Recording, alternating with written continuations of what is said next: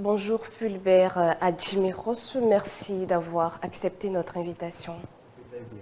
Alors, vous êtes journaliste spécialisé dans la couverture des questions scientifiques et environnementales.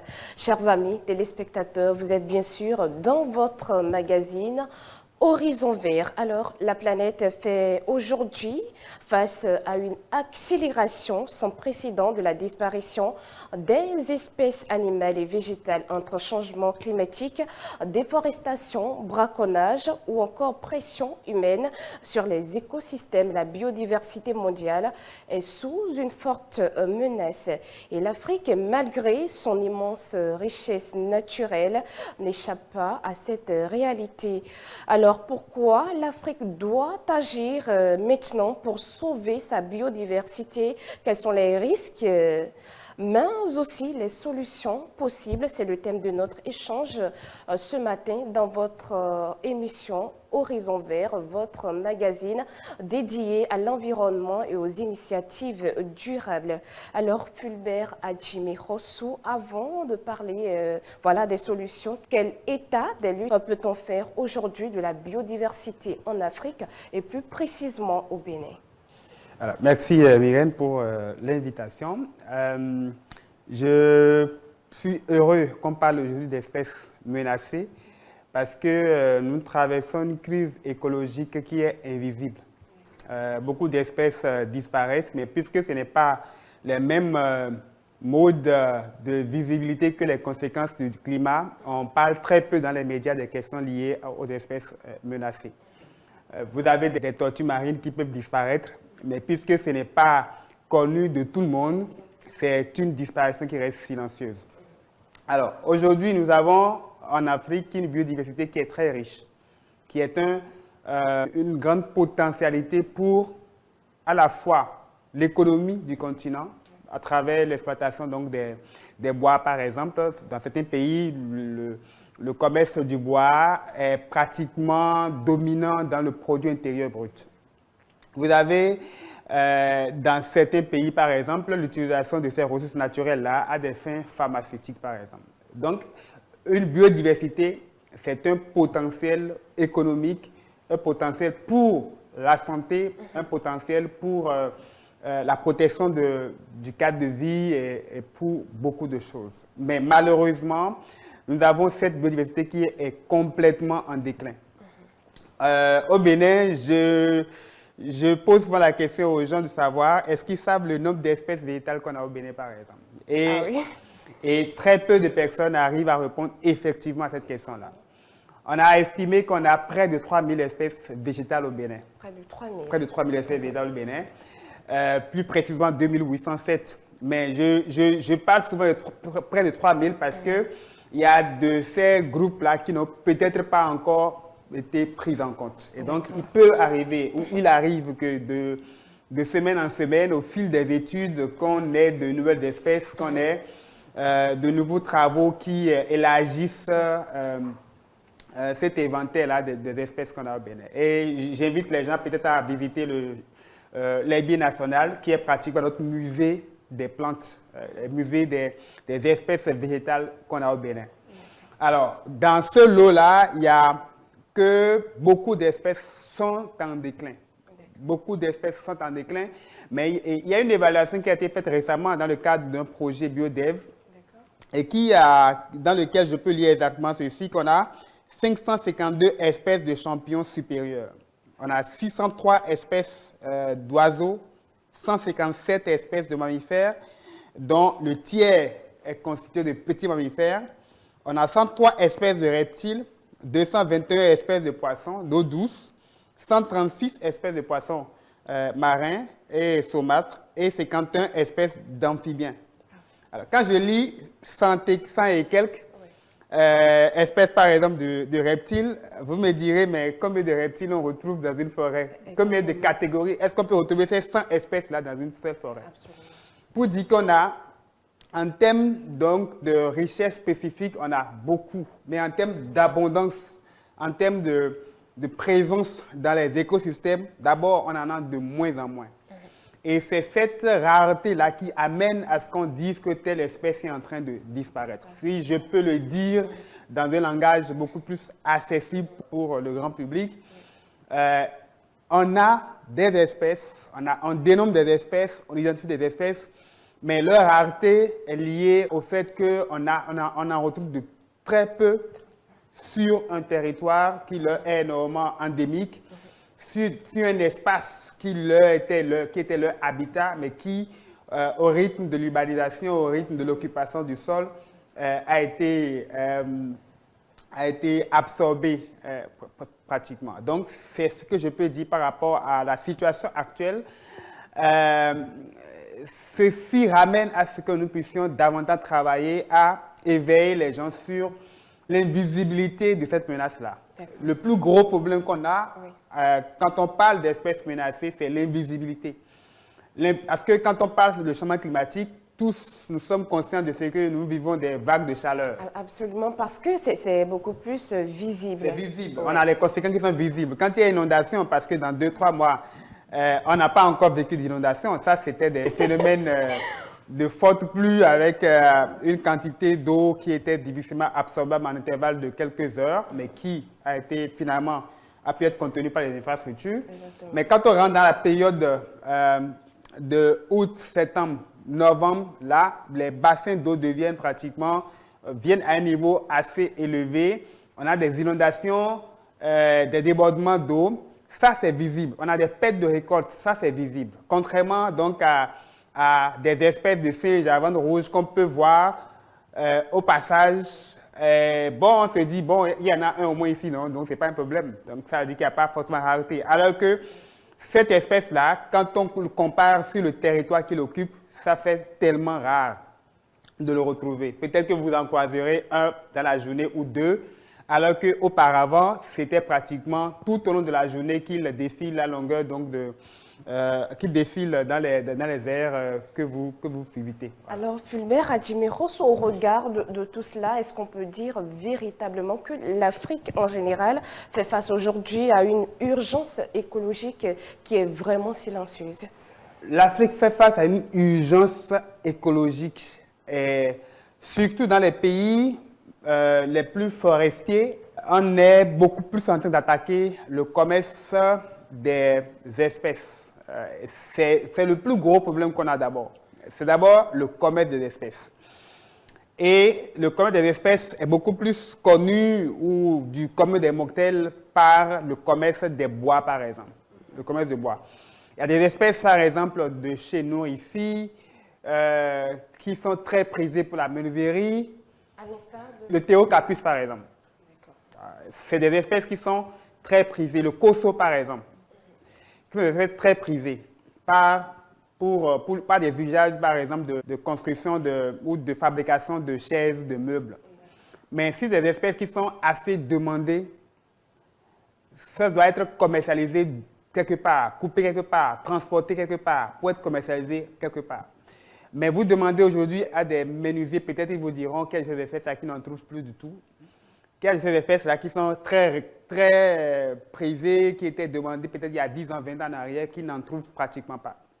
La preuve, il y a des projets qui s'occupent de plus en plus de ces espèces-là pour chercher à voir comment est-ce qu'on renforce la réglementation sur le commerce des espèces, par exemple, au point qui est une liste qu'on appelle la liste du CITES. Donc, le CITES qui protège donc le commerce de ces espèces-là. Et donc, on a beaucoup plus le commerce de bois qui a fragilisé, qui a dégradé complètement l'écosystème forestier africain. Beaucoup de bois sont puisés de notre continent pour exploitation dans un autre continent, par exemple en Asie. Et donc, ça a été pendant très longtemps le principal facteur de disparition de beaucoup d'espèces végétales, par exemple. Et quand on dit espèces végétales, oui, mais les espèces animales aussi sont dans un habitat. Si une forêt est dégradée, c'est que les animaux qui vivent aussi vont devoir perdre leur habitat. Absolument. Donc, les deux vont de pair. La disparition d'espèces végétales ou la dégradation de l'écosystème forestier va de pair avec la dégradation de l'habitat d'une espèce animale. Et quand vous allez, par exemple, dans le monde aquatique, vous allez vous rendre compte que de plus en plus aussi, on est inquiet de la disparition de certaines espèces. Parce qu'il y a des poissons que vous n'en trouvez plus, parce que les techniques de pêche industrielles ou artisanales sont tellement mal réglementées sur notre continent ou dans les pays du Golfe de la Guinée, que beaucoup d'espèces sont puisées. Il y a un rapport de la FAO qui date, je pense, de l'année 2025, par exemple, qui parlait donc de l'épuisement des stocks. Et donc, les stocks sont en train de s'épuiser. Et dans ces stocks qui s'épuisent, vous avez des espèces qui sont aussi menacées de disparition. Et donc, l'Afrique est confrontée à une crise écologique qui, malheureusement, est silencieuse parce que n'est pas perçue, parce que difficilement on en parle dans le débat public. Et quand vous dites à un décideur, peut-être que oui, il y a tel problème, telle espèce qui disparaît, si vous ne mettez pas l'accent sur la valeur écosystémique donc, de cette espèce-là, ça ne lui dirait pratiquement rien. Qu'une espèce disparaisse, c'est tant mieux.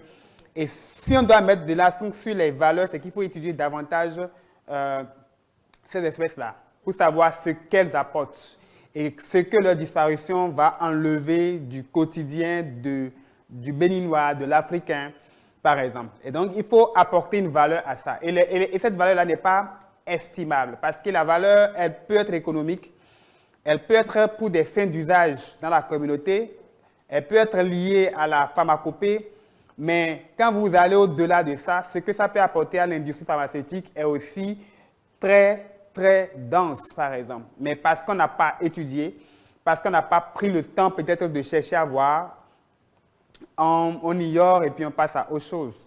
Et aujourd'hui, heureusement que dans les espaces de recherche au Bénin et dans la sous-région, beaucoup s'intéressent à comment est-ce qu'on peut davantage voir les effets de telles plantes sur telle maladie, sur la réduction de tel cancer ou de telle prolifération des cellules. Et donc ça, c'est un pas vers une Afrique qui prend conscience de la protection de ses ressources génétiques. Voilà. Alors, quel impact le changement climatique a-t-il sur les écosystèmes africains?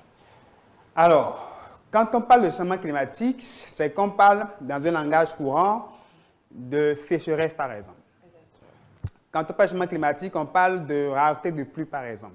On parle d'inondation, par exemple. On parle de beaucoup de phénomènes qui découlent, par exemple, du dérèglement climatique.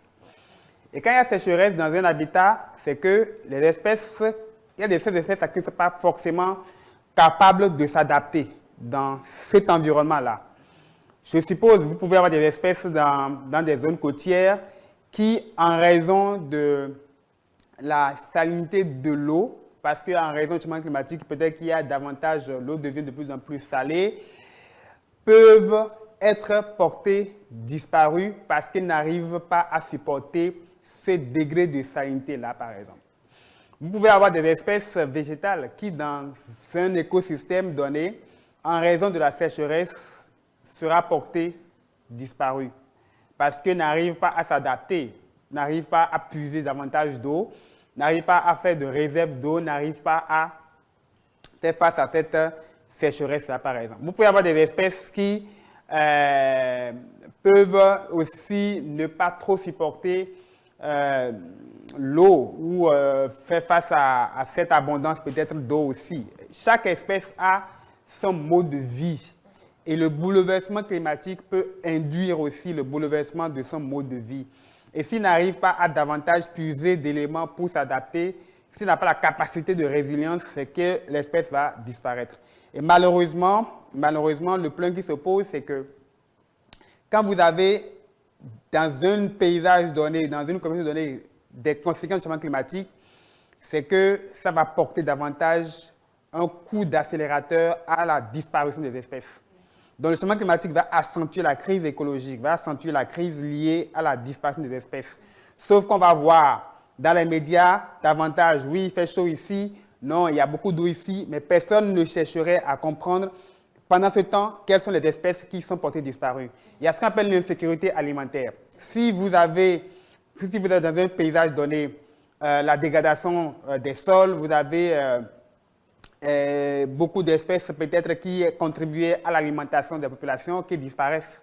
Entre-temps, c'est que vous n'aurez plus forcément la même qualité de nutrition au sein de la communauté. Et donc, ça va de pair avec la disparition des espèces, mais aussi les problèmes du point de vue humain, par exemple, concernant la malnutrition ou l'insécurité alimentaire ou la baisse des rendements sur un territoire donné. Voilà. Tout de suite, je vous pose la question de savoir si est-ce que certaines espèces africaines sont-elles aujourd'hui proches de disparaître totalement?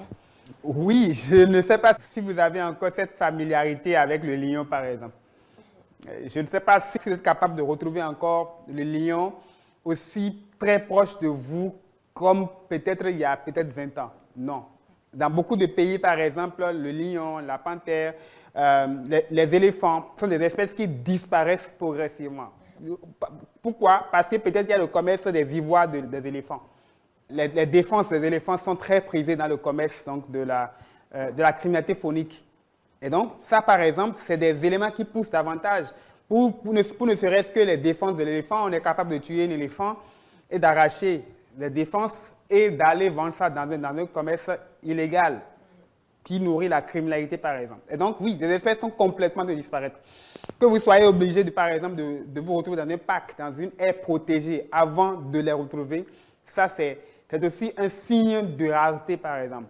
Et un signe de rareté qui vous conduit à un déclin de plus en plus étiqueté comme espèce menacée, espèce en voie de disparition, espèces inscrites sur la liste rouge, par exemple, de l'UICN. Donc, il y a des différentes étapes pour mesurer leur rareté, leur disparition, leur présence ou non dans un territoire. Et donc, oui, en Afrique, on a beaucoup d'espèces emblématiques qui portent, par exemple, les noms des équipes de football sur le continent, comme les éléphants de la Côte d'Ivoire, mais qui, malheureusement, sont des espèces qui sont aujourd'hui très menacées, comme des lions du Cameroun, etc., qui sont des espèces qui sont emblématiques sur le continent qui vont disparaître. Alors pourquoi insistons aujourd'hui sur l'urgence d'agir maintenant? Il faut agir maintenant parce que le débat sur le changement climatique doit être un débat qui doit se faire en même temps que le débat sur la question de la disparition des espèces animales et végétales. On a l'impression qu'on perd beaucoup de temps, qu'on occupe beaucoup plus la scène médiatique, qu'on occupe beaucoup plus la scène politique pour mettre en exergue les conséquences du changement climatique. Mais dans le même temps, personne, ou presque personne, ne se soucie de porter la voix de la crise écologique, de la crise qui, d'ailleurs, même, ces espèces qui nous nourrissent ou à travers lesquelles on se retrouve, qui portent notre identité, par exemple.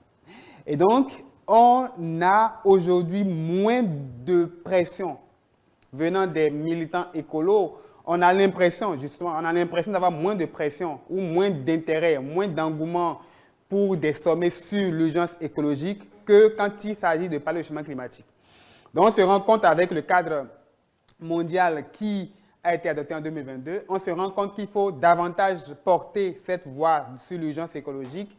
On se rend compte qu'il faut davantage définir des quotas pour sécuriser les territoires qu'on appelle les aires protégées, afin qu'on ait des espaces qui sont intouchables, des espaces qui sont des aires protégées, donc à travers lesquels on peut espérer que la biodiversité se développe, est protégée, peut se régénérer ou peut être restaurée, par exemple. Et au Bénin, on a cette pratique-là qui est singulière à nous et qui fait l'objet d'une thèse soutenue il y a 2 mois seulement, la sacralisation, par exemple, des espaces forestiers.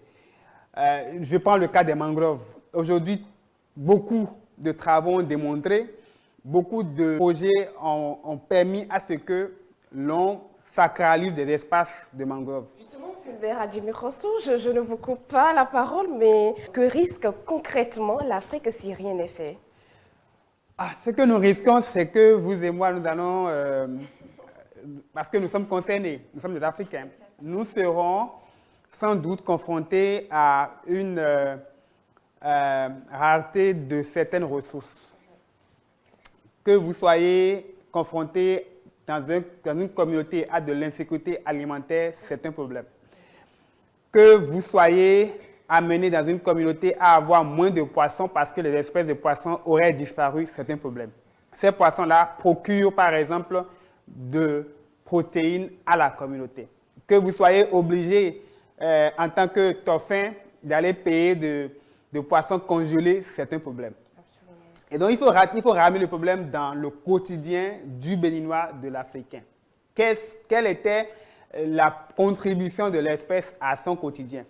En quoi était-il dépendant de l'espèce? Et quand l'espèce va disparaître, comment va-t-il la ressentir dans son quotidien? Et donc, oui, à travers les espèces de poissons qui vont disparaître, on va ressentir dans nos assiettes, par exemple. À travers des espèces de végétales, de ces espèces, par exemple, qui nous aident à faire du maïna, par exemple, ou de ces espèces-là qui nous procurent davantage... il y a ces espèces à travers lesquelles on peut vendre du tourisme, par exemple, d'un pays. Et si ces espèces-là disparaissent, c'est que ça va faire chuter davantage le nombre de touristes qui vont venir. Et si le nombre de touristes, par exemple, chute, c'est que les recettes vont baisser. Et donc, c'est tellement de liens qu'il faut d'abord faire en sorte que les gens se retrouvent dans pourquoi l'espèce est importante, pourquoi elle disparaît.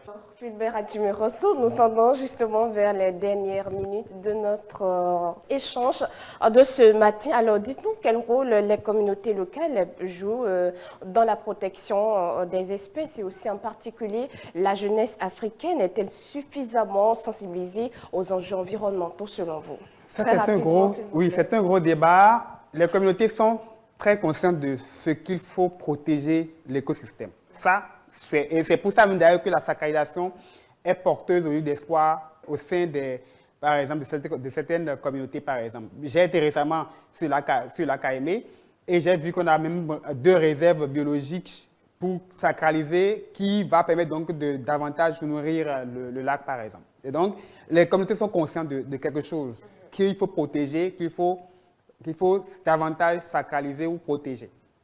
La jeunesse, oui, elle est aussi consciente, mais quel type de jeunesse est consciente de ça? Quel type de militant? Est-ce que c'est parce qu'on porte la voix? Est-ce que c'est parce qu'on fait du bruit? La visibilité est différente de l'impact. Faire beaucoup de shows, de caravanes, de discours, ça c'est la visibilité. Mais quel est l'impact sur le terrain? Et c'est ça surtout qu'on ne documente pas. Et ça surtout qu'on ne mesure pas. L'engagement, ce n'est pas dans les discours, c'est sur le terrain. Et donc, il faut ramener, heureusement, nous sommes à quelques jours seulement du mois de juin, qui est pratiquement le mois dans lequel tout le monde devient activiste, écolo, planteur d'arbres, etc. Et donc, oui, il faut les voir à l'œuvre pendant ces journées-là. Mais comment on les voit aussi à l'œuvre à la fin de ces journées, au lendemain de ces journées, et dans l'intervalle qui sépare juin au prochain mois de juin en 2027. Et c'est ça l'engagement, c'est sur la durabilité, c'est sur l'impact qu'on a au cœur des communautés et non sur les t-shirts qu'on porte un jour de journée mondiale pour planter, pour faire des selfies et pour repartir. Voilà. Merci beaucoup à vous, Fulbert Adjimi-Rosso. Je pense que c'est la dernière question à présent. Je rappelle que vous êtes journaliste spécialiste des questions de l'environnement. Comment est-ce que vous analysez aujourd'hui le traitement des questions environnementales dans les médias africains, précisément béninois? Alors, ça encore, je vais juste donner des mots-clés. On a un plan de formation. Ce n'est pas... On devrait déjà commencer par faire intéresser les étudiants aux questions écologiques depuis les écoles de journalisme, ce qui n'est pas fait. Ils viennent dans une rédaction dans laquelle on a très peu de rubriques environnement ou de rubriques sciences, par exemple. Les couvertures médiatiques sont beaucoup plus, dans le pas de temps, des couvertures reliées à des comptes rendus d'activités environnementales, par exemple, ou des interviews, des émissions. Il faut beaucoup plus changer de format. Comment est-ce qu'on arrive à un changement de comportement, à un changement social? C'est une question beaucoup plus qui va au-delà d'une simple couverture médiatique, d'une activité d'une ONG. Ça va au-delà d'une simple interview à un militant écologique. Ça va beaucoup plus dans la documentation, dans la mise en relief des problèmes qui se posent au cœur des communautés. Si les espèces disparaissent et que les médias ne sont pas en mesure de montrer de rendre visible le problème, c'est que les communautés seront de moins en moins conscientes de ce qui est un problème. Et donc, les médias ont une grande responsabilité, mais le problème doit se faire doit être résolu d'abord à la base, dans les écoles de formation. Ensuite, faire en sorte que les médias, surtout les médias qui sont aujourd'hui beaucoup plus connectés aux jeunes, les médias digitaux, puissent travailler à connecter leur contenu à une jeunesse, à une nouvelle génération qui doit prendre conscience de l'urgence environnementale. Alors, merci beaucoup à vous, Fulbert Adjimi Rosso, d'avoir répondu présent à notre invitation. Je rappelle que vous êtes journaliste spécialiste des questions de l'environnement. Chers amis téléspectateurs, ceci est un spécial numéro de votre émission Horizon Vert. La protection des espèces menacées dépasse aujourd'hui la simple question environnementale. Elle touche à notre avenir commun, à notre sécurité alimentaire, à notre économie et à l'héritage que nous laissons aux générations futures. Votre émission, La Matinale, se poursuit par ici.